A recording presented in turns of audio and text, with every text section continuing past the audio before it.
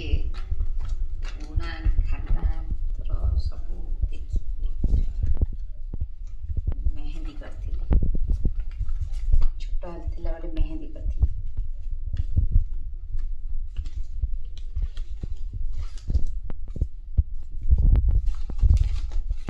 ଆଉ ଗୋଟେ ପଢ଼ି ଶୁଣି ଦେଉଛି। ମୋ ବାପା ମୋତେ ମୁକ୍ତ କରି ବଞ୍ଚିବାକୁ ସୁଯୋଗ ଦେଇଛନ୍ତି, କାରଣ ସେ ମୋ ଉପରେ ଭରସା ଆଉ ବିଶ୍ୱାସ କରିଛନ୍ତି। ବାହାର ଲୋକ ହଜାରେ କଥା ମୋ ବାପାଙ୍କ ଆଗରେ କୁହନ୍ତି ମୋ ବିଷୟରେ, ହେଲେ ମୋ ବାପା ରାଗନ୍ତି ଓନ୍ଲି 5 ମିନିଟ୍ ପାଇଁ। ଏତିକି ବିଶ୍ୱାସ କରନ୍ତି ମୋ ବାପା ମୋ ଉପରେ। ଗୋଟେ ଛୋଟ ଗୋଟେ ଲେଖିଥିଲି, ଲେଖି ରଖିଥିଲି